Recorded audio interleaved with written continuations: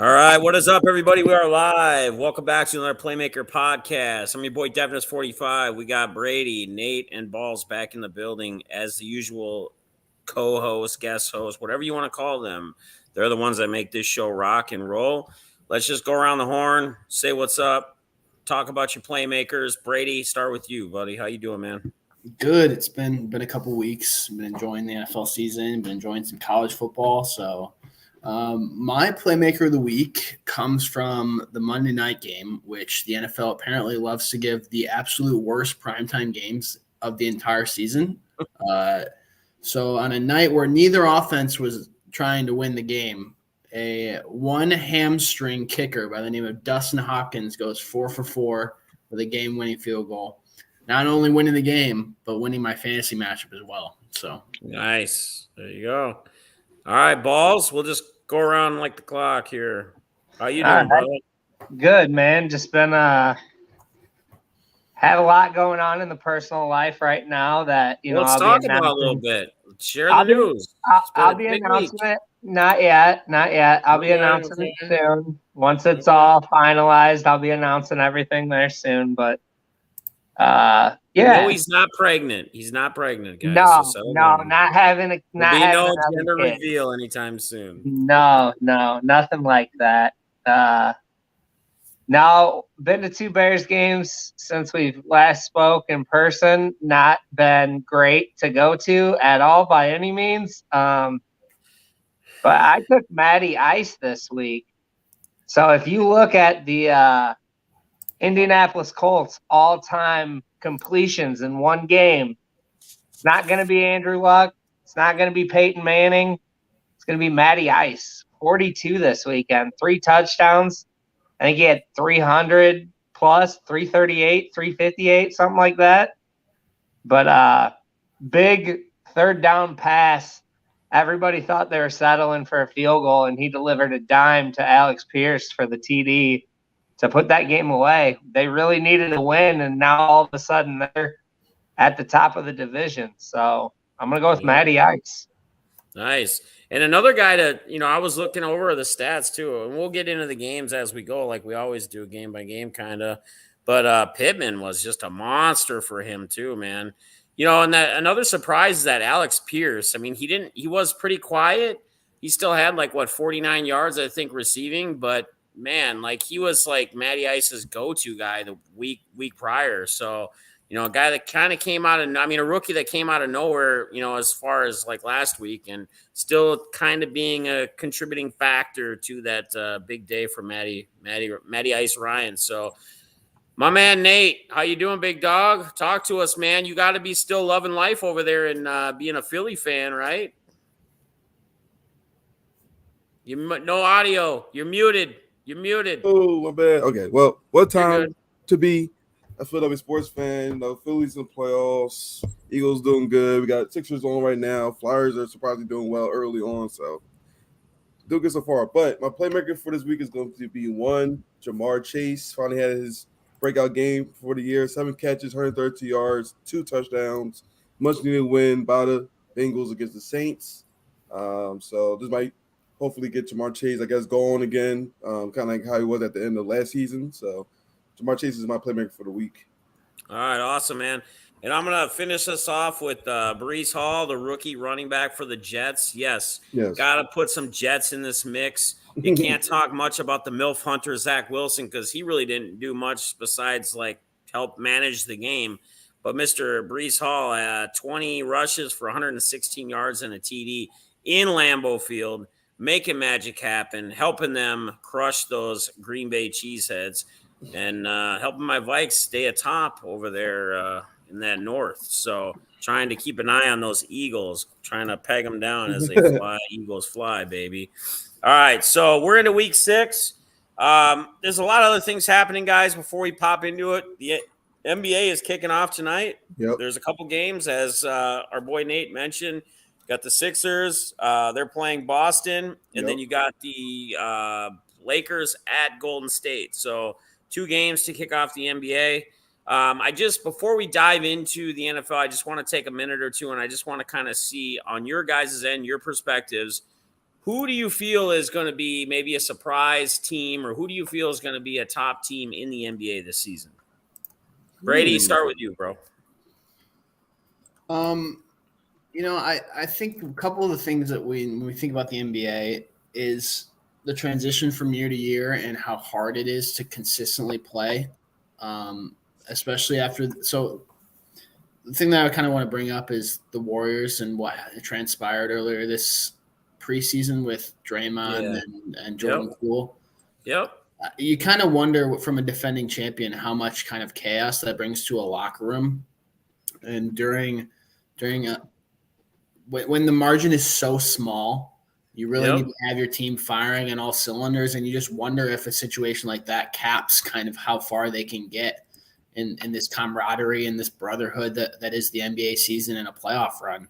So that's kind of the first thing that goes through my head. You'd like to think that they're all professionals, right? And they can set that stuff aside, but that's one thing to think of out west. In the east, I'm still riding my Bulls. I think it's going to be very interesting again this year.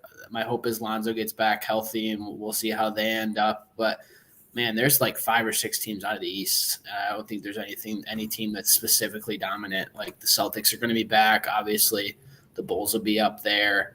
The Bucks will obviously be up there. I think the Heat will be up there again. So it'll be a very competitive Eastern Conference again, and I would not be surprised if, just like last year, the standings go down to the last week or so, and everyone's jumbling up the top 5 or 6 playoff spots. Yeah, I hear you. Balls, have you had any real look or you have any feel of anybody you feel maybe would be a surprise on your end in the NBA this year as the season kicks off? Not a surprise, but I want to see one player take that jump, and I want it to be Ja. I want to see Ja Morant have that Derrick Rose type MVP year where, he's got to stay healthy for the full thing, but stay at one of those clips that he's been at and really carry that team, because I think that team can make some noise out in the West. But, I mean, I want to see an MVP type year out of Ja, and that's going to take night in and night out from him. So that's really what I want to see this year, because I want to see Ja Morant take his game to another level, which is crazy to say because he's already at one of the highest levels. Yeah. So to see that would be awesome. I think the MVP. I think the NBA needs it though, right? We've had multiple years of this Jokic and kind of Giannis and Embiid and like. Let's get some young guards, some young athletic, high-flying young guards to go peripheral players, special, right? Yes, and that's nothing against the guys, the Jokic, the Embiid, the Giannis, but man, they're just physically overpowering people. Right. Like, I want to see somebody go like a Ja. Luka would be an interesting one, obviously from the wing, but like let's get some diversity in this MVP talks. I agree. I mean, good for him, Brady. Yeah, and Brady, when you say that, like, no offense, Nate, but like Embiid, Jokic in an NBA Finals isn't doing anything for a lot of people. Yeah. But give me Ant versus Ja, 2 of them guys. If they're gonna keep at that high level, I'm tuning in for that as a fan. I'm gonna tune in for that game. I mean, on the flip side, before I get to Nate, on the flip side of the whole, like you say, Sixers like a Joker Embiid matchup, there's a lot of young talent still over in Philly, like a Tyrese Maxey, who's been known to be a playmaker and be entertaining. And you got another guy that I think a lot of people have kind of sat back on because he's been injured and he sat out all season, but was Jamal Murray, right? Like you got some guys that can light it up, that can make some things happen and put on a show. And, I mean, a series like that could turn out – it's obviously going to get to the big man more than it is the guards and on the peripheral game, but you're going to have a lot of that still in there. And I think we saw that what was that, 2 years ago, Jamal Murray, or 3 years ago? Was it in the bubble when Jamal Murray, like, in the playoffs, like, blew up? Like, he just had monster games? Wasn't that it? Was that – that was a bubble season, right, when they were in Orlando or at Disney or whatever. Yep. So, yeah, I mean, great insight on that. And all right, Nate, where you at, brother? No, I'm pushing the back. Go ahead, man. What are you at? But I'm looking at the standings right now. One team I'm actually really curious about out east is how the Cavaliers are going to do. Obviously making a big move, getting Donovan Mitchell. I just wanted to see like how they're gonna play because obviously Darius Garland is a playmaker. He can score. He can dish it out. So I'm just interested to see like how that backcourt goes well. And then obviously you got to see how Jared Allen does, and then make sure Evan Mobley's healthy, and then see how the team goes. Because honestly, in the playoffs, like I think they're gonna be a tough out. Like especially if it end up being like a 5 or 6 seed, they're definitely gonna be a tough out in the first round, and might make a second round push. And then out west, I'd probably say maybe the Pelicans could be a sleeper team. I was got Timberwolves when they had Gobert. Kind of interested to see how that Gobert, Towns, Twin Towers kind of pair is gonna look like. But I think Towns at the 4 is much better for him. He can like play more perimeter ball, get more outside shots, and then like Gobert handle the paint down. So actually, I think that's gonna work out pretty well. And I guess for like young team wise, I'm interested to see how the Pistons do.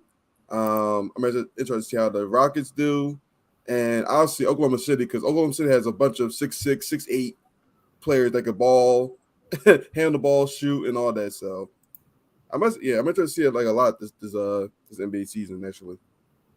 All right, so guys, I'm gonna do something I normally don't do. You guys know me. You've seen me on these long enough. I'm gonna be kind of a homer here, okay? And I'm gonna say that my Wolvies are gonna make a little. They're not gonna make it to the finals. They're not gonna be a finals team. But I'm gonna tell you a few things. Ant-Man, I feel like, is gonna be a top 10 player season end. I'm calling it right now. I'm taking my shots. I'm calling my shot. I have drafted him in my 2 season-long fantasy teams. I've drafted him, like the latest I've drafted him, I think was pick 18 or 20.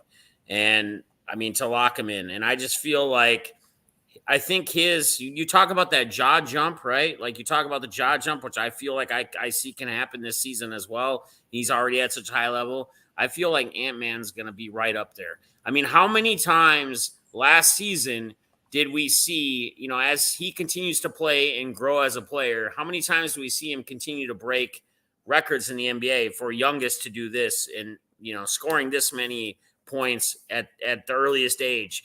And the kid just wants to continue to improve. He's been talking about it, and that's all he's been talking about is improving his game and going on. So that's where I'm going to go. I'm going to take my Wolvies as a surprise team of the NBA. They got Gobert over there now.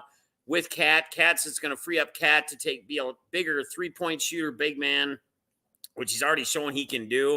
And it's just going to spread the ball.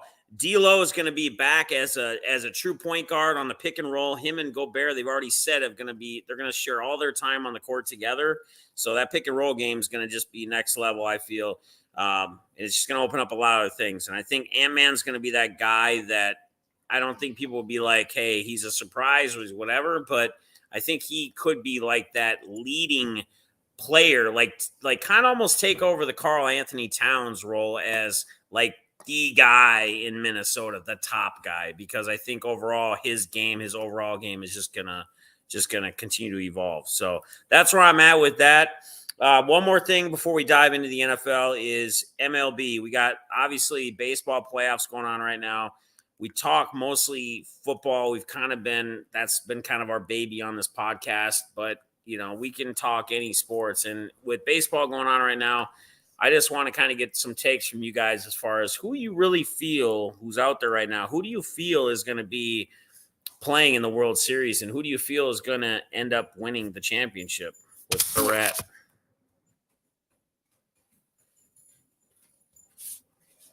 All right, man. Brady? Oh.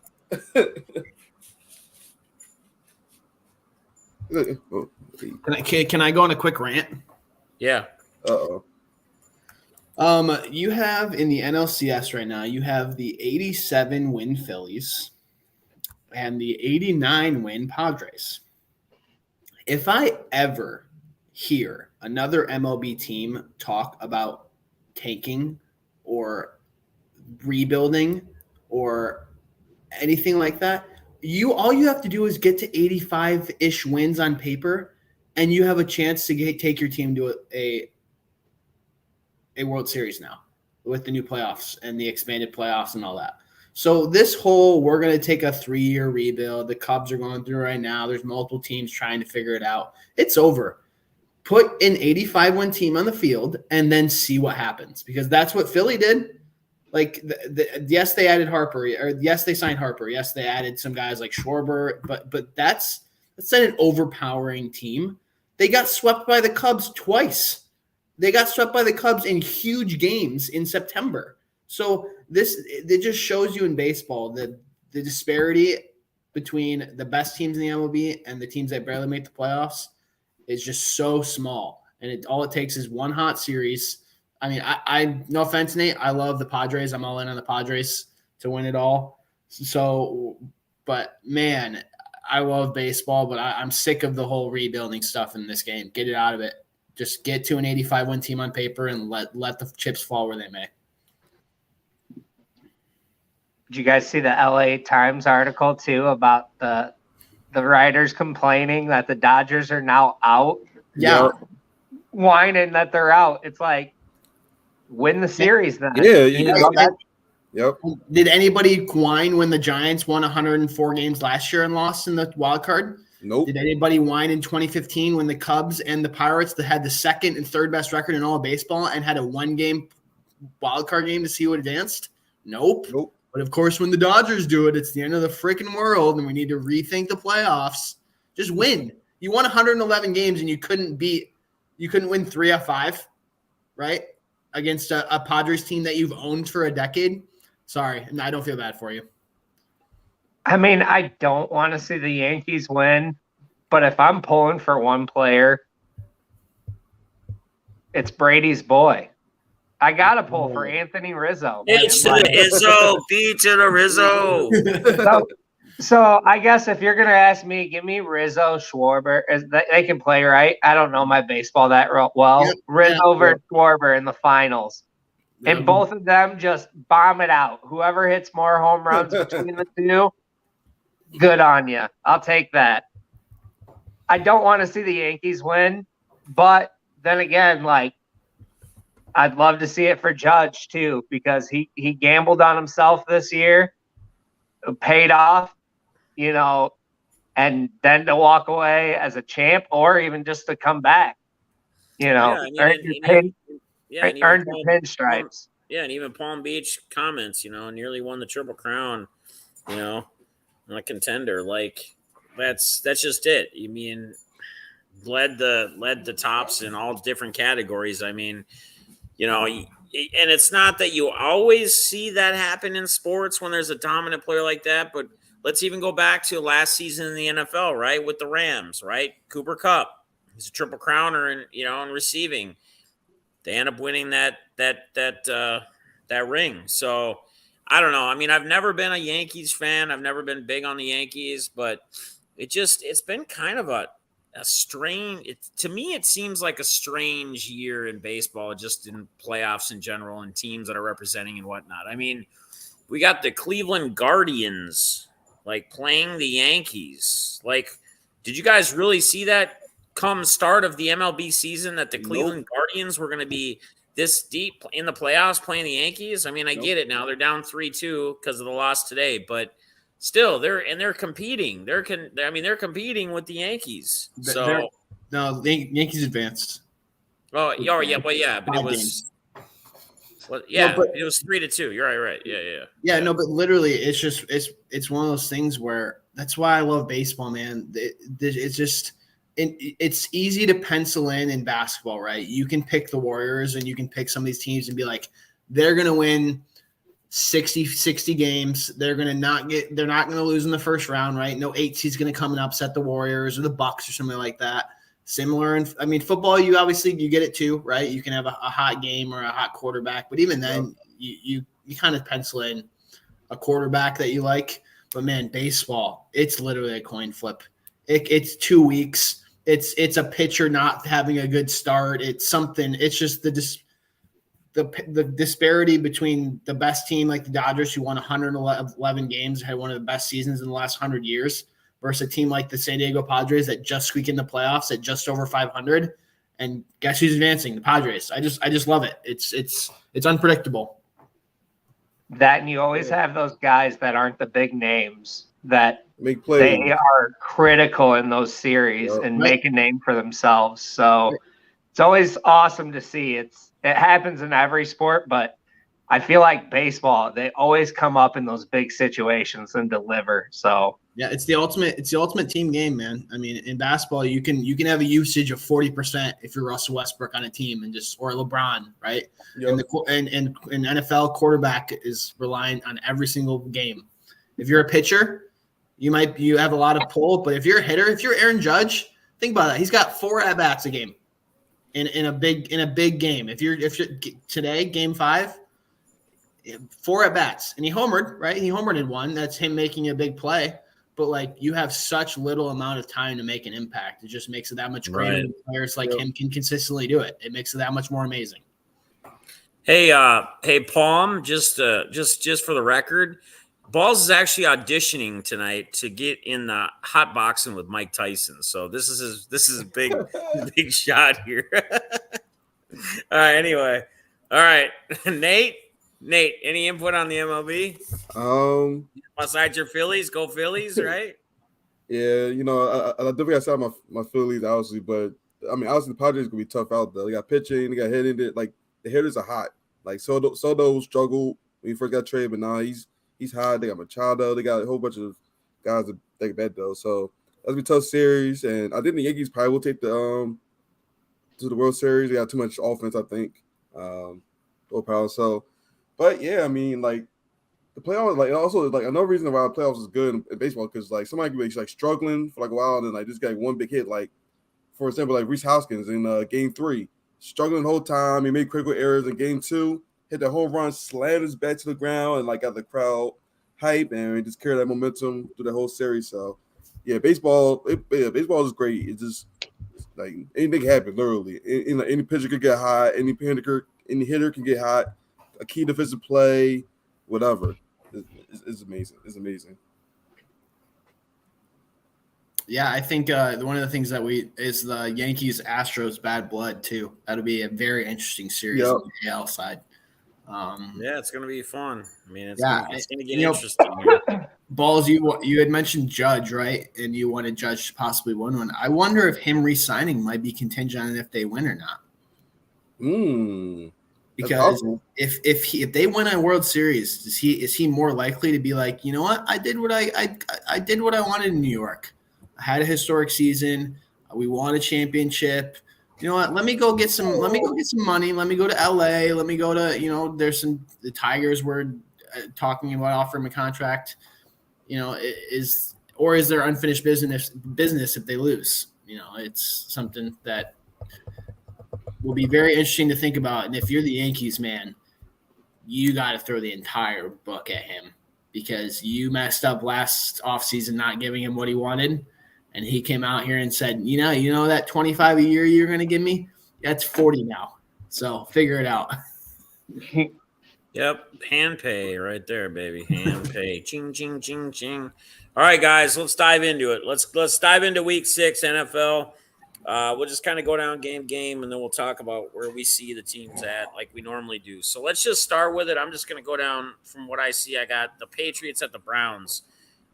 Patriots, surprising win, I think, here over Cleveland. I mean, I think most people would probably say that. Maybe I'm wrong. Balls, talk to us a little bit about the Patriots and the 38 points they put on the board against Cleveland this week in Cleveland, putting them to 3-3 and putting Cleveland Browns to 2-4. What was the surprise out of this game? I mean, you kind of highlighted, you touched on it in the chat room, so just shed light on us. There's a name, just one name, right? One main name. Yeah, right now Bailey Zappi's doing it within the system. He's playing within Belichick's system.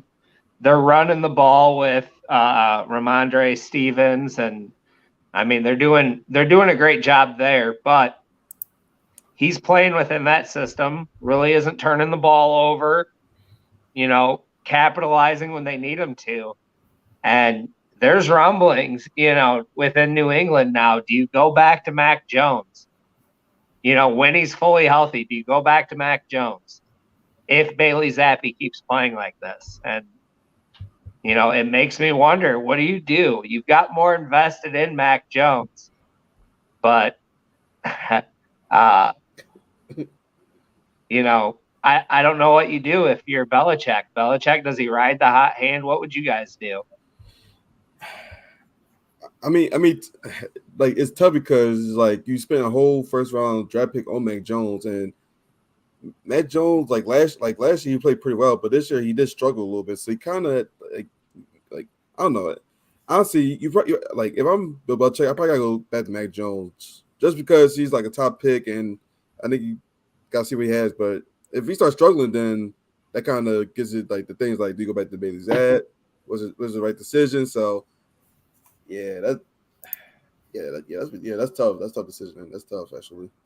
I think if any team was not going to go back to Mac Jones or in a position like this, it would be the Patriots. Yeah. Right? I mean, they are the most they're not insecure about they know their system. Belichick knows what he's got. So I feel like if anything, he doesn't feel like he has to be tied to Mac Jones. Nothing's happening to Bill Belichick.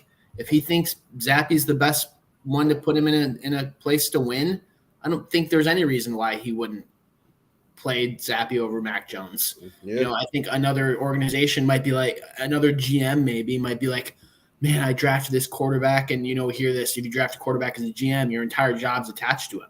I don't think that's the case in New England. It's just not. It's not like the Bears are with Justin Fields or Joe Burrow and some of those big quarterback names where you attach yourself to them. I don't think anybody in that organization is attached to Mac Jones specifically, even if he was a first round pick. No, I mean, I agree. And I think you hit it dead on. Like, that would be the organization that would just say, you know what, we're going to move on. If Zappy can do it and can manage these games, get some wins, put up some numbers like he did last week, continue to do that, we'll see what we can get from Mr. Mac Jones. Anything else you guys really want to touch on? I think Cleveland, we talked about this. You got a Jacoby Brissett who's having to be the general, the game clock manager, if you will. What did we say? We said I think week 1 or preseason podcast, we said where we felt like Cleveland, I think we were all pretty close and where we agreed where they'd have to be record-wise that week 10, 11, or whenever Watson returns back to have them still in contention to get into playoffs and maybe try to make a run. But, man, like, it's not looking good when you 38-14. I get teams come out, they can play flat, but, I mean, they're sitting 2-4 right now. So is there any of our mindsets changed as of right now through 6 weeks going into week 7? Do we still feel like they can possibly be around a 500 team come that week 10, 11, whenever we get Mr. Watson back to be the general there? Well, let me read you their next 5 games, and then I'll let you guys answer that. Maybe the 5 games will let you answer it.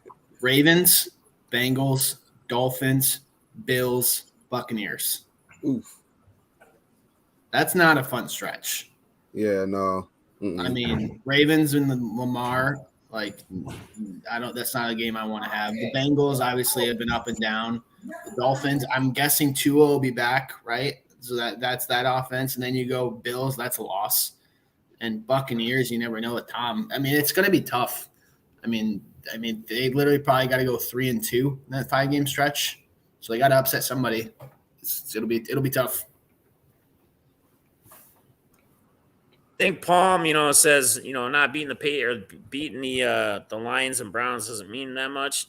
No. I mean, winning the NFL just in general is not easy, but taking a quarterback that, losing Mac Jones to the injury and him being out and now having this Zappy come in and put up the kind of numbers he does, no matter really who the team is, I think that starts generating some talk within an organization, regardless of what the team is or who they are. Yeah, I mean, we're not saying the Patriots are going to go out and be contenders, win a Super Bowl, or do anything of that sort. We're just simply saying that this is now probably going to start generating some real quarterback controversy within their team, their organization.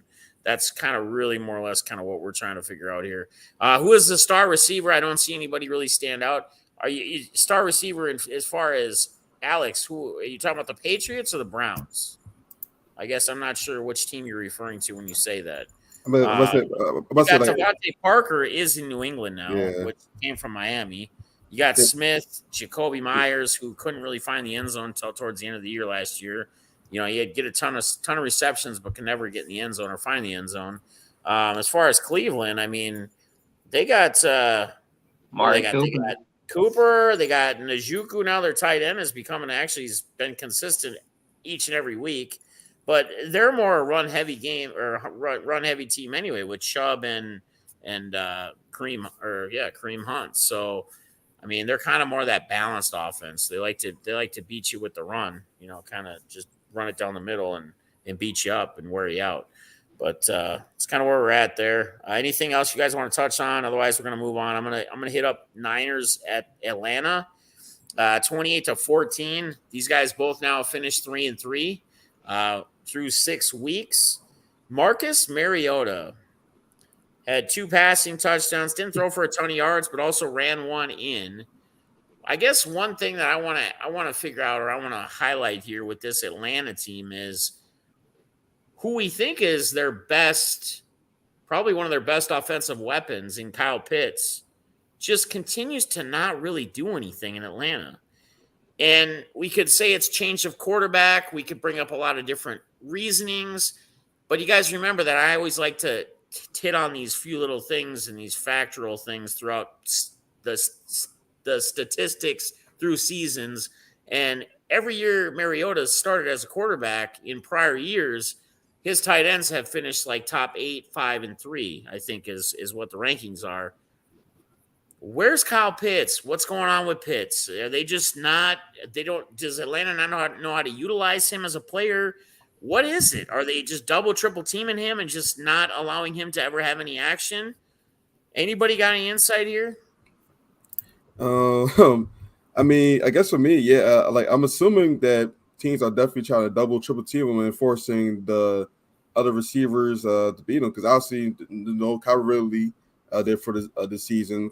Quarter pass has been out, missing time. So obviously, outside Kyle Pitts, you got just a bunch of maybe more like unknown receivers out there. But honestly, I did think that adult Kyle Pitts will have more with Mariota because normally like Marcus Mariota, like normally he targets tight ends like pretty well. Like when he starts, that kind of surprised me. And then also, I want to kind of answer Alex's question. He said, "Who's the best wide receiver rookie in the NFL?"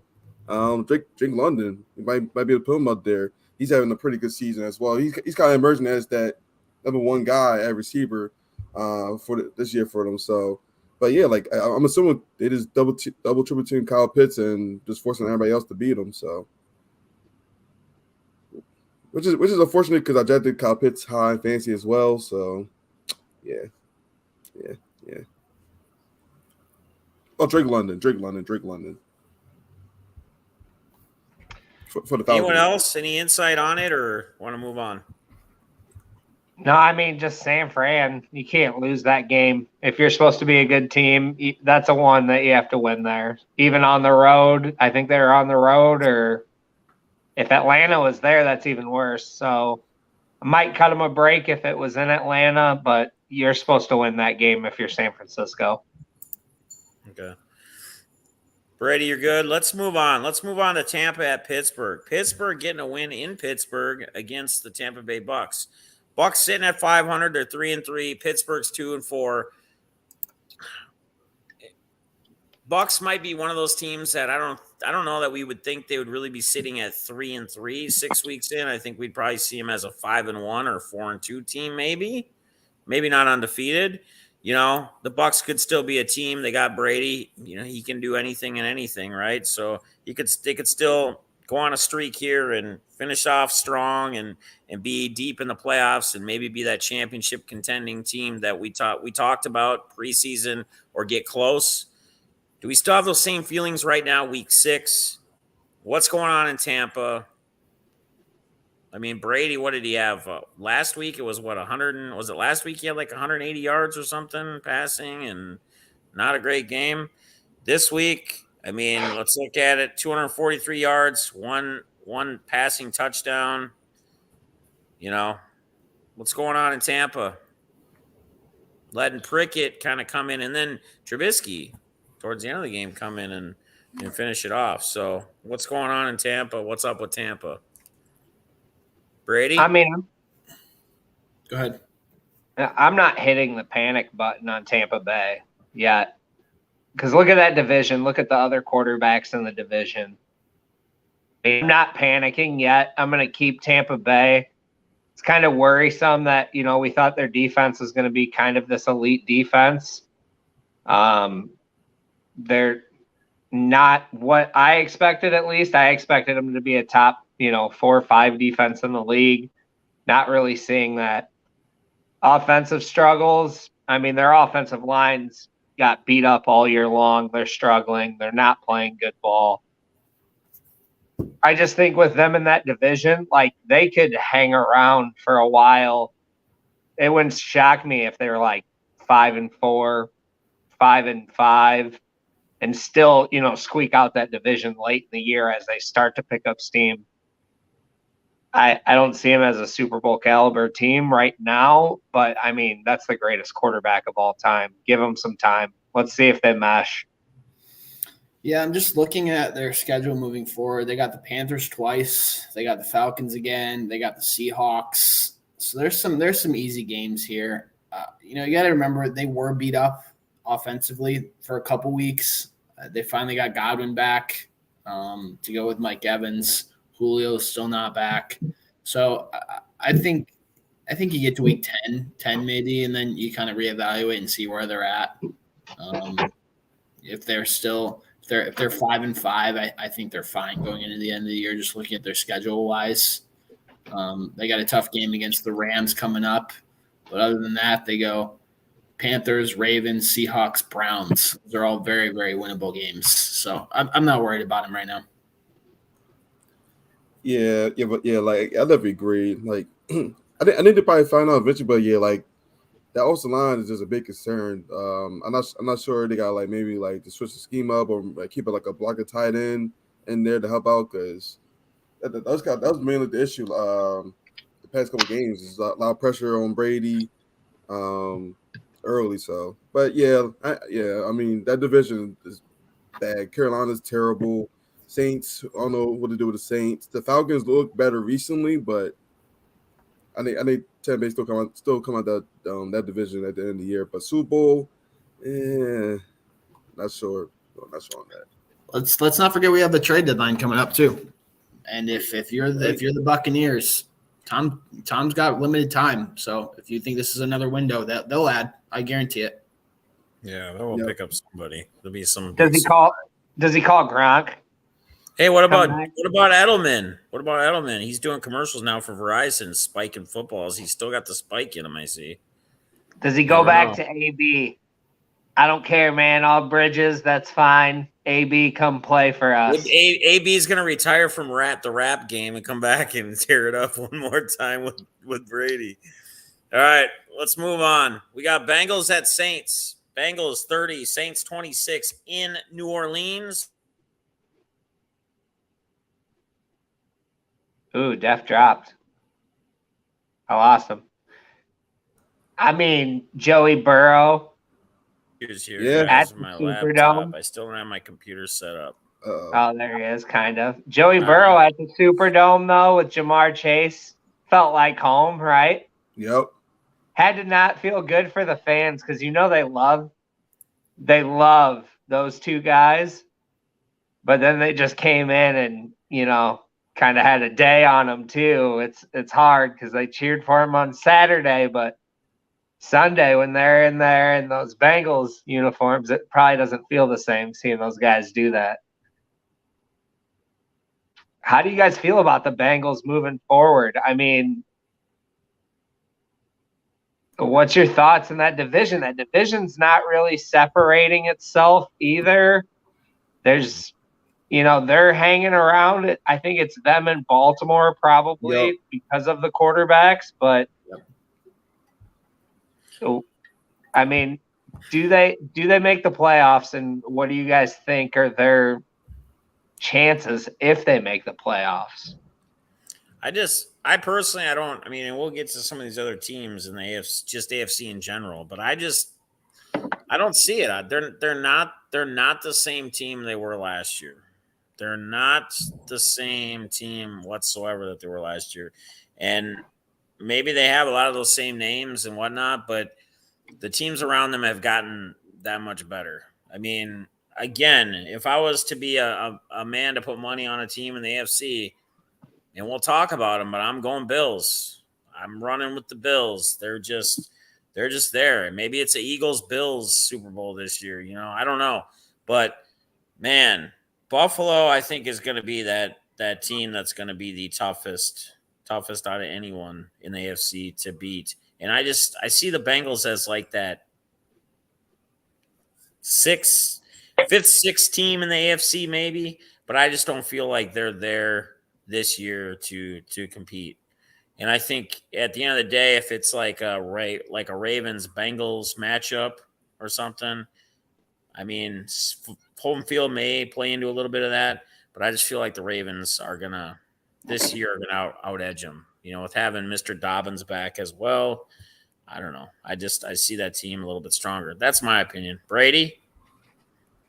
I just don't like the way Joe Burrow's been playing, and I don't like how much he's been hit. I know they replaced 4 of the 5 on the line, and it doesn't look any better. But man, that division is just not it's just not good right now. I don't trust the Ravens. I know the Browns and the Steelers have their own complete issues. So I don't know. I think if I had to pick, I would say the Bengals maybe win the division, but I don't see any team out of that division making a big playoff run unless it's. I think that the best team that has a chance maybe be the Ravens, and it would be solely on the feet of Lamar Jackson. That's about it. Sweet. All right, well, let's move on. We were talking the Ravens, so they're 3-3 as well with the Bengals sitting there in the AFC North, and they played the Giants. The Giants squeak out another win. The Giants are sitting 5-1. Who would have thunk the New York Giants? But guys, I'm going to go back and I'm going to tell you a little something. Who was I talking about? Remember when I went to the National?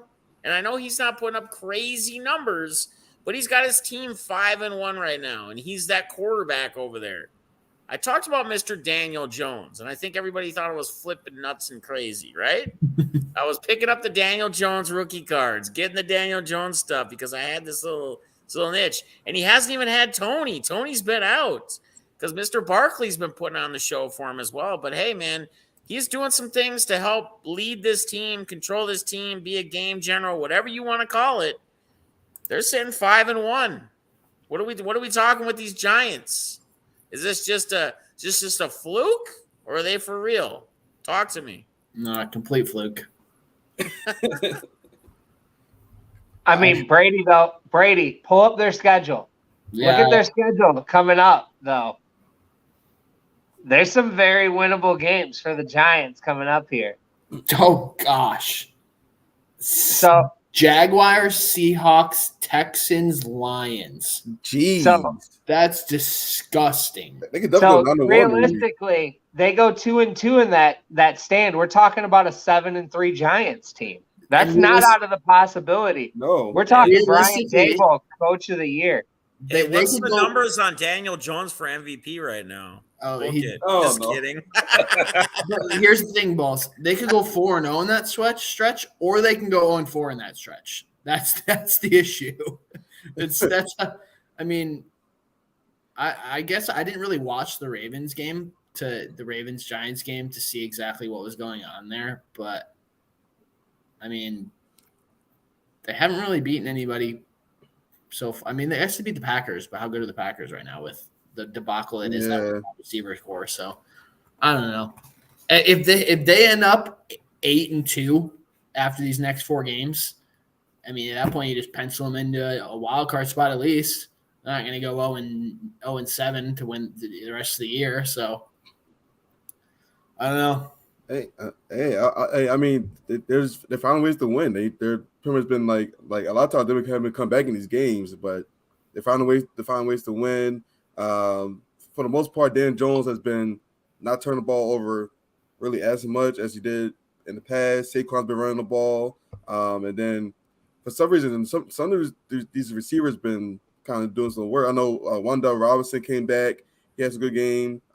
Richie James has been out there a little bit. So they just been finding ways to win, which is what really good teams do. So hey, I can't say much really bad about them. Really, can't say much. No, I agree as of right now, anyway. Besides them people saying they haven't really played any good teams, but again, I think we sit here week in and week out and we talk about that and we say, well, they haven't played teams or whatever.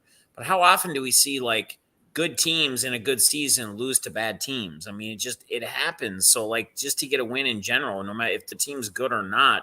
I mean, nothing's a guaranteed win in the NFL. It never is. So you got to look at that too. Jets at Packers at Green Bay. This is a fun one to talk about. How about them Jets?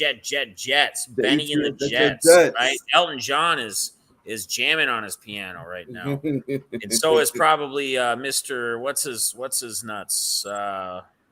What's the entrepreneurial big man that's a big Jets fan? That owns Gary Vee? There you go. Gary Vee is probably just jamming too. So they go to Green Bay, 27-10. Now, here's what's really interesting to me. And when I looked at this, and because I wasn't even looking at the score. I was looking at Zach Wilson's stats because I think I pulled him into something because there was no quarterbacks available, and my quarterback was out or on a bye. It was Derek Carr this week. And that's all I had available. So I didn't want to have a 0. So I just put him in. And so all I was doing is looking at his stats, and it was showing 3 or 4 points deep in the game. I wasn't even looking at the score, and I'm just assuming the Jets are getting blown out by Green Bay. And then to come and find out and see that the Jets end up pulling off. And largely, due to obviously Mr. Hall, the rookie running back, which was the playmaker I took this week, 20 rushes, 116 yards with a TD. And then Berrios, who he's always kind of that guy that's that sneaky player in games that just comes out and, has a big game here or there or puts up some numbers to help the team win, whether it's with them or I think who else did he play for? The Patriots or somebody else before a couple of years ago? We had 2 touchdowns or something in a game to help him win. But kind of surprising. We talked about a little bit, the Packers, Aaron Rodgers, 246 yards, 1 passing TD. Aaron Jones really not around, 9 rushes, 19 yards. Dillon actually outrushed him, 10 rushes, 41 yards. Tanyan, their tight end, was their top receiver, 10 receptions for 90 yards. Lazard had 4 for 76. I mean, Green Bay just yuck, not looking good at all through 6 weeks. Still sitting 3-3. So I mean, they're still right there. And obviously, with your guys' Bears and those Lions, still going to maybe give them some opportunities, as there always is in that NFC. But those Jets sitting 4-2, are they for real? Do you think this year? What's going on here? I mean, with the Jets, I guess I don't know. They're playing some good complimentary football. Essentially, like I said, Brees Hall's been running the ball really well. It's been helping out the offense. The defense has been really good. Sauce Gardner looking like the real deal. He's been locking down receivers. They got solid linebacker core. The front seven is really good. So yeah, they just playing complimentary football. As long as Zach Wilson doesn't, turn the ball over really. As long as they get the run game going, they got weapons out there. They got Garrett Wilson. They got Corey Davis. You got Braxton Berrios. So they got Tyler Conklin, CJ Uzoma. So they got weapons out there. So yeah, as long as they just continue to play the solid football all around, as long as Zach Wilson doesn't turn the ball over, Jets might make a little bit of noise. Just a little bit of noise. Not a lot, just a little bit of noise. But and then with Packers, the offense, they look outsourced in the offense. They gotta figure out their run back. They gotta figure out they want Aaron Jones to go on the carry. They gotta figure out they want AJ Dillon to go on the carry, because some games it might be AJ Dillon, it might be Aaron Jones, and then this game is kind of split. So I think that's kind of biggest concern for the Packers is kind of figure out what's the which running back do you want to get the most carries to be the league guy. Yeah, that running back by committee can be good, but it can be bad too, because I think a lot of backs need consistency. They need to build their own, I guess, momentum, if we would get something going to get themselves feeling the field, feeling the plays. But yeah. Anyone else on the Pack or Jets? Any takes with the Jets? Any crazy off the wall take or anything? I mean, not off the wall, but Quentin Williams played outstanding. Oh, I watched yeah. that Packers Yep. game. I mean, he's a monster right now. Yep. He's probably playing at an all-pro level. As far as the Packers, I hope their receivers keep struggling, and it just grinds out Aaron Rodgers' happiness to play football. And by the end of the season, he says, "You know what? I don't love the game anymore," and he decides, "I'm done." So I hope they keep struggling. All right. Let's move on. Let's move on to the Jacksonville Jaguars. Alex will love this game. Well, he won't because they lost at the Indianapolis Colts. We had a playmaker from Mr. Balls, right? That was your guy, Matt Ryan. Was your playmaker? So he showed the old Matty Ice of the old age. 42. He threw 42 times. Well, he threw 58 times, completed 42 of them, 389 yards, 3 touchdowns. He had Pittman 13 receptions with 134 yards. And Deion Jackson, who kind of got that kick from Hines being out, and obviously Jonathan Taylor. Not only did he rush 12 times, 42 yards and a TD, but he also had 10 receptions for 79 yards. And Campbell was right there. Pierce had that big, 32-yard? Was it a 32-yard reception TD with like 17 seconds left in the game or something that basically took the game from Matt Ryan? So Jaguars, Trevor Lawrence, T-Law threw 22 times, 20 receptions or 20 completions, 163 yards and a TD. Really not a lot there as far as supporting casts go. Not much at all. So we got the Colts. They're sitting here 3-2-1, and then we got the Jags 2-4. So anything that surprises you guys? Anything you want to touch on from that game? I kind of thought the Jags would be better, but they're not. Suck it, Alex. All right, let's go on. Cardinals and Seahawks. What's going on in Arizona? I mean, holy crap. 2-4. Seattle beats them. They're now 3-3. Kyler Murray, like 37 pass attempts, 23 completions, 222 yards. I mean, he rushed 10 times, 100 yards, but no offensive touchdowns, field goals for them. Like, what's going on here? Geno Smith, 31 pass attempts, 20 completions, 197 yards. Walker, the rookie, 21 rushes, 97 yards, almost as a 100-yard game, 1 TD. And that's kind of the highlights there. Metcalf's, Lockett, they're not around since Smith's really been playing. I mean, has that had that much of an effect with Wilson being gone? I mean, obviously you take Wilson out of there, it takes a lot of the deep ball threats, but any insight on that? Anybody want to touch on anything? Move on.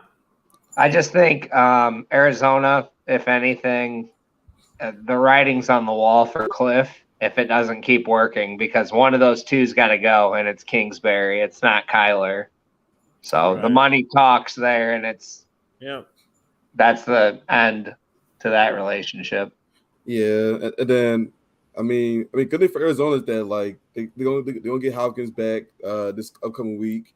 They traded for Robbie Anderson. I mean, obviously they lost Hollywood Brown for a significant amount of time, but I mean, getting Hopkins back, getting Robbie Anderson, and if they can't score points with those two guys coming back, then Cliff's gonna be gone at the end of the season for sure, because there's too much talent on the offense, and even the defense has been okay, has been great, but it's been serviceable. So if they can get it done with those guys back, then Cliff's gone, in my opinion. All right, let's move on. Panthers at Rams, 24-10 for LA. They're 3-3, 6 weeks in. Panthers 1-5.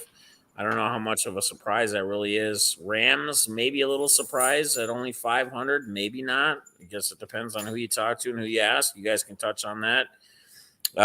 Panthers, I mean, really struggling with quarterback, trying to figure it out. CMC continues to do what he does, be an all-purpose back. He's pretty much the centerpiece of their offense. 13 rushes, 69 yards, 7 receptions, 89 yards. LA, Stafford, not really doing as much as I think he should be, showing some signs of old. Some people may bring up too. 33 pass attempts, 26 completions, 253 yards, one passing TD and interception as well.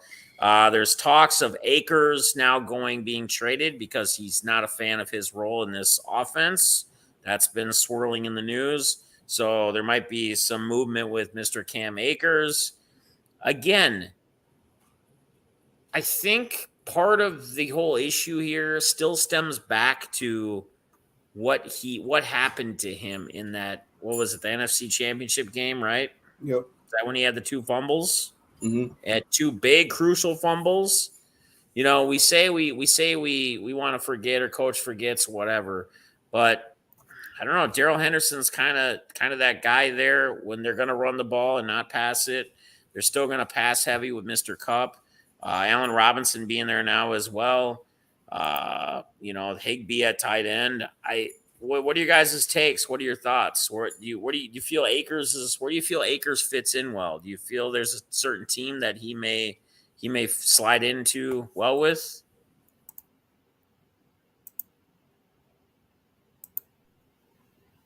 I mean, I'm trying to think of like a team that in the hunt that might need a running back, but like, what's the market for a running back? It's not like they're going to get anything big for him, really. So I really can't think of like a team off the top of my head that really needs like another running back to add. Buffalo, maybe. I mean, that might make some sense there. If Buffalo's looking for something, he's a little bit cheaper, maybe, that they could get to add to that offense. But he's going to want to go to a contender, too. Like, I know he doesn't have much say, but those are probably going to be the teams that are going to make an offer for him, I would think.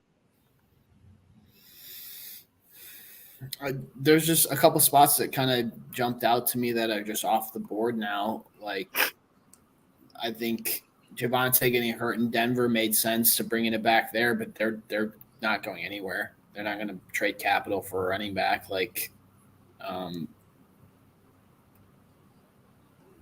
mean, does a team like New York, do they love relying on Barkley as much as they do?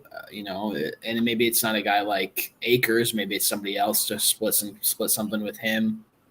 You also have McCaffrey being potentially out there, and I think anybody looking to make a splash is going to look there before they look at Cam Akers. So I have no idea.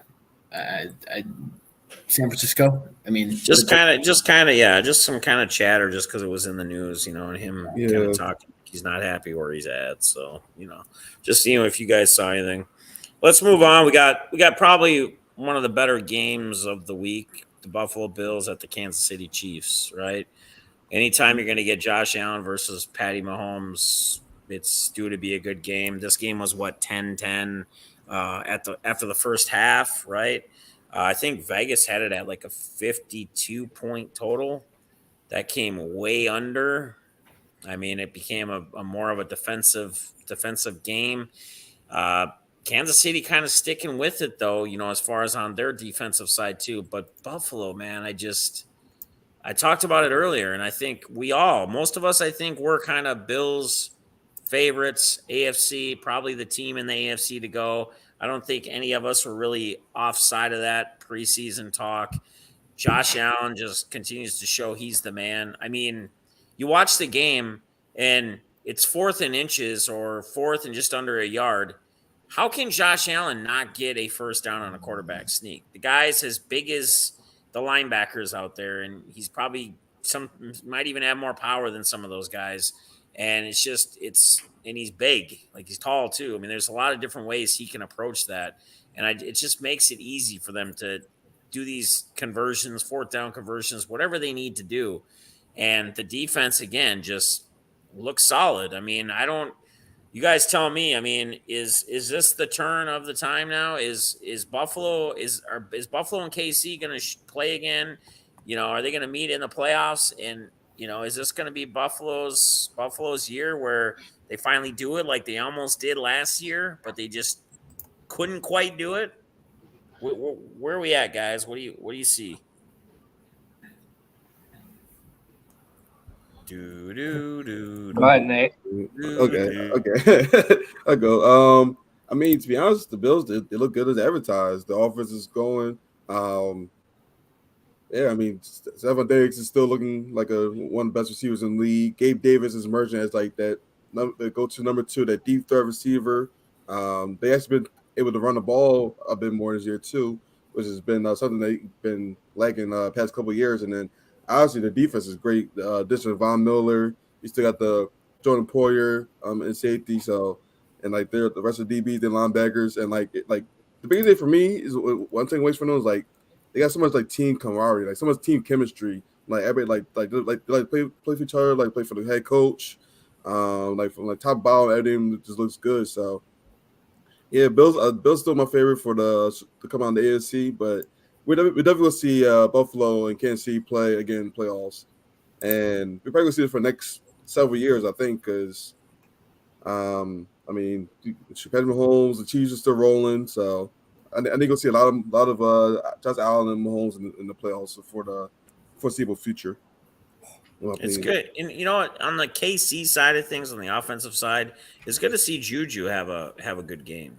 You know, he had 10 receptions, he had 100 and some yards, he got in the end zone. I mean, it's good to see that. You know, he was a rising star in Pittsburgh, and then just kind of, you know. So Brady, anyone else bat and balls on the Bills KC at all? I got a prediction for KC though coming up. They just restructured Travis Kelce's contract today to free up some money. Odell Beckham Jr. is going to sign with Kansas City and go to KC this year and be their number 1 receiver. That's going to be my bet. They just freed up money that they don't. There's no reason why they would free that up at this point in the season. So I think they're going to make a move. So what does that do for Casey's? I mean, obviously you bring in a true number 1 receiver. You still have Kels there. You have Juju Smith-Schuster. You have a lot of other pieces. What does that do to Casey's offense? I mean, as far as does that OBJ move or adding him to the team, does that put them over that Buffalo hump, like to beat them come playoffs, do you think? Or do you still feel like Buffalo's got the upper hand? I mean, before Josh Allen made that last drive in the game, KC was winning, right? Josh Allen made a drive to win. I mean, they're right there with him. That's what he's going to do now. I mean, Josh Allen's at that point in his career, and we know that. We know what kind of player Josh Allen is. So, to me, that really doesn't surprise me. You know what I mean? Like, on my end, that doesn't surprise me at all. It doesn't me either, but what I'm saying is KC, the next time they play, if they execute better, they could stop him too, and they win that ball game. And in the playoffs, that's all that matters. So I just don't know how you stop Josh Allen, because their defensive coordinator, and they talked about that throughout the whole game, how his role, he stopped many a teams,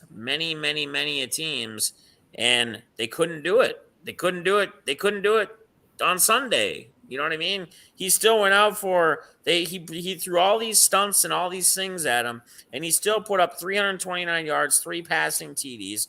He still rushed 12 times for 32 yards.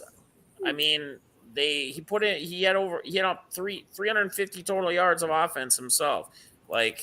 And this guy was trying to do everything to stop him. So he's one of those guys I don't think you can stop him. You can try anything you can to slow him down, but whatever they try to do wasn't effective enough still to the level that he's playing at these days. And that's, again, probably why he's one of the tops for MVP, still right now, if we looked at where Vegas and everyone else has him on numbers wise. But anyway, anything else on that? All right, Sunday night game, Philadelphia Eagles. We'll let Nate start with this one. At the Cowboys at Philadelphia, 26-17. Those Eagles, the only undefeated team left in the NFL. Cowboys dropped 4-2, which still not sitting too bad, especially with no Dak Prescott. Mr. Cooper Cuff, the the red rush rifle, if we call him. Having that team sitting at 4-2 in Dallas, but those Eagles undefeated. Talk to us, Nate. What's going on in Philly? Well, I mean, the overall team is looking good. I mean, Jalen Hurts is still getting better as passer. It still was a few kind of open throws that he didn't really see or got out of pocket too quick in the game, but he's definitely much improved passer, been able to run the ball. Defense has been getting pressure, getting takeaways. So they're playing good team ball. The only really negative I have about teams is that we often take our foot off the gas too quickly. We might go 14 or something like that, and then we take the foot off, and then the team, for example, the Cowboys came back, was starting to come back, and we almost lost that game. And then same thing happened last week at the Cardinals, where the Cardinals come back, then with their chance to win the game. So I guess my only negative is that we got to keep our foot on the gas during the goal game. But besides that, we're looking good so far, and we got to keep it up because Giants 5-1, Cowboys still 4-2. So it's not gonna be easy throughout the rest of the season, but we're looking pretty good so far. So can't complain.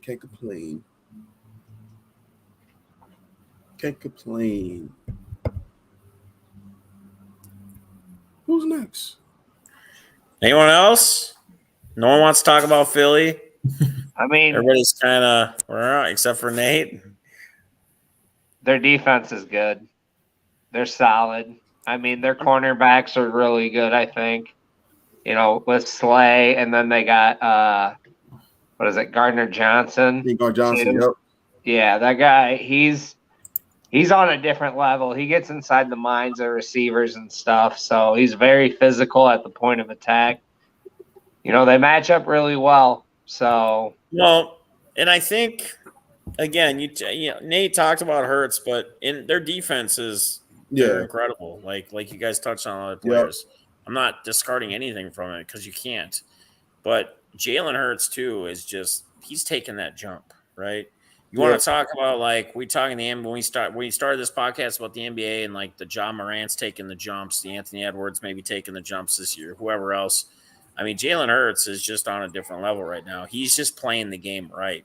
He's got that offense rolling between him and his coordinators and coach and everybody else who's involved, between how they're scheming, how they're game scripting and getting set for their games, and then how their defense is just backing their offense. I mean, they're going to be a tough team, I think. I don't think this is a team that sitting 6-0, they're just going to have a big fallout or something. I mean, unless something was to happen where there was a severe injury, which we never want to see in the NFL or any sport for that matter, or any player, I don't see there being a lot of change. I mean, I guess this is the last question I want to leave on this game and on Philly right now this week is, can they go undefeated this year? Are they capable of going undefeated this year, sitting 6-0? No. Realistically, are they? Nah, I don't think we could go undefeated. I mean, because I've heard rumblings of some people out there in the sports media and sports worlds, and not necessarily Philadelphia fans, stating that the way they see this team, some feel there is a shot that they could go undefeated this year. I mean, who do they got left? Who do they got? Yeah, but you're about to say I don't know. I can't remember our schedule offhand, but I doubt we go 17-0. Steelers, Texans, Commanders, Colts, Packers, Titans, Giants, Bears, Cowboys, Saints, Giants. So that schedule looks pretty soft. Now, again, it's not easy to win in the NFL, and we just talked about this earlier. But if we're looking at teams, there's not much that stands out there to me to finish the season off. Yeah, I just think there's too much equality in regards to the NFL now. I don't think you'll ever see a team go undefeated. Now, I think Brady's was the last shot at it, really, because of how much farther the NFL has come in regards to athleticism and the minds that are on every team now. There's just, I mean, we see it all the time, right? We saw it last season. We see it this season. We're like, how did that team beat this team? They're still NFL players. They're still very, very good players. Unless you're the Chicago Bears, you have a lot of good NFL players on your team. So You can beat anybody any week. All it takes is a couple. It's hard to be 17 games of flawless football. Well, You're gonna have a game where somebody goes down to injury or gets banged up and they can't go for a quarter, or you have some stupid turnover or some call that's not going to go your way. Or the ref lost us the game. It's the refs. Or some rough in the passer call that there's just too much stuff that is out of your control to be able to go 17. All right. Let's wrap it up here. Last game, Broncos had Chargers, Monday night game. This was obviously Brady's playmaker, Hopkins, getting the game-winning field goal, right? At the end of in OT. What's going on with the Chargers, though, man? I mean, is it just Denver's that tough? Their defense, they can only put up 19 points against the Bronx. I mean, are the Chargers? They're sitting 4-2, right? I think we thought. We were talking. We both like the Chargers. I know me and Brady at least were talking. We really liked the Chargers preseason, and we were thinking they could win 12 games, and I think maybe they still could. But what's going on? It seems to me like we see a lot of inconsistencies with the offense for the Chargers, and maybe I'm wrong here. Maybe I'm missing something or reading something off. They lack a number one that can consistently make separation. There were a lot of times last night where you get to third down and Justin Herbert didn't look like he had confidence in who he was going to, or that he trusted his wide receivers to be open. There was a couple different routes. Everett had a route that he had that was open, and you could just see that for whatever reason Herbert just didn't trust it, and I don't know why that is. But I think it's a team that has a lot of weapons, but I just wonder if they're wide receiver short. And I can see that, yeah, because Mike Williams is more of your that's kind of their number one receiver right now, but he's more of that he's that big man, throw it up, jump up, corner, end zone, red zone, things like that. Not a big separation guy deep down the field. Get past the corner, beat the safety, whatnot. So I agree. Do you still feel like they can be a contender? I mean, they're sitting 4-2. It's not like they're 1-5 or 2-4 or anything like that right now. But are you feeling still there, Brady, on the Chargers? Do you still feel like they're going to be one of those top AFC teams, or has that changed through 6 weeks in the NFL? No, and I think it'll look even better in 2 weeks. Hopefully, they have the Seahawks at home, and then they go to the Falcons. And then after that, the 49ers, which don't really scare me. And then they have a bout with the Chiefs, and that'll kind of determine where the division shapes up at that point. I think we'll have a better view after, 4 more weeks. But I don't see any reason why they couldn't be. 12 might be high. I think they could be a wild card team at 10 or 11 wins. I just wonder if they don't have enough to get to a 12-13 win division title type of thing. So we'll see. But hey, all you got to do is get in and then figure it out from there. That's right. Get in and figure it out. Anybody else got anything before we wrap it up? Shoot, all I gotta say is, the Broncos should no longer be on national television. That's all I gotta say. The who? The what? The Broncos. Let's ride. Broncos country. They should no longer be on primetime television. Hey, Nate, you think that's bad? Guess what? Monday night, Bears football. Back Yeah, on let's time, go. baby. You guys want to see some bad offensive quarterback play? I'll tell you this. Last thing I have to say.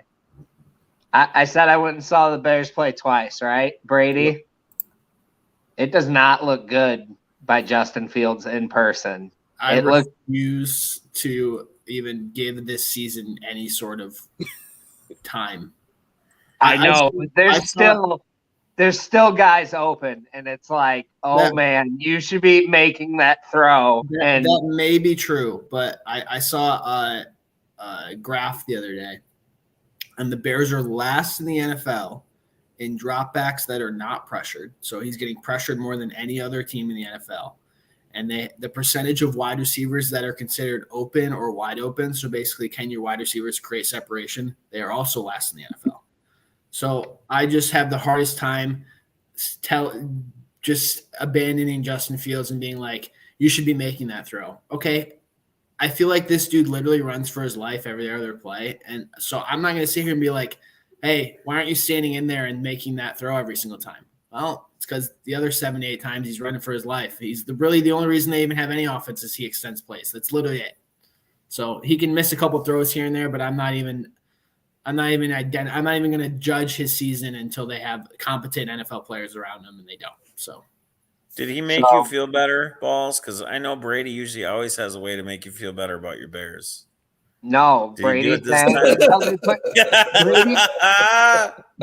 saying until they put competent players around him made me feel worse because that's never happened in the history of the Bears. So yeah, Justin Fields' stock is just tanked. No bro hugs. Okay, Wait. Okay, so like the Bears obviously have struggled at quarterback, right? They've always have. But like, don't tell me that Brandon Marshall, Alshon Jeffrey, and Matt Forte aren't better than like that would make Justin Fields' life so easy right now. Right. They have. It's not that this is a new low. Like even then, a couple years ago, before Allen Robinson was a shell of himself last year, A-Rob and Mooney, like that was fine. Like it wasn't the end of the world. Like these are literally players that aren't even on. Amir Smith-Marset can't even hang on to the freaking Vikings job, so he comes to the Bears. There you go. We ship him off to you guys. Who's the guy from? We let you guys try to make him a star. Equanimous St. Brown couldn't even hang on in the absolutely terrible Packers wide receiver core, and those are the two guys we're throwing out there with Justin Fields. Like, okay, cool. Yeah, they're just bad, and we didn't. We don't have to talk about your Vikings either because. Who cares? They suck. Yeah, we don't. They're sitting 5-1. We don't Actually, have to I talk think anything. they're gonna. I can just sit here and look at the standings. Chill. I think they're gonna honestly win the division. I feel like that now, which I know that's gonna sound stupid because the Reaper's coming, but Green Bay seems dysfunctional right now to me, and that as bad as the Bears suck, if Green Bay implodes. I'm going to love this football season either way. I've watched a lot of bad Bears football. I haven't got to see too much bad Packers football, and it'll be fun. Yeah. It's been a long time, for sure. Long time coming. All right, anybody else? We good? Yeah. We good for the night? Appreciate everybody joining. Salutes to everybody out there. Everybody have a good rest of your week, and we'll see you guys later. Be good. Peace.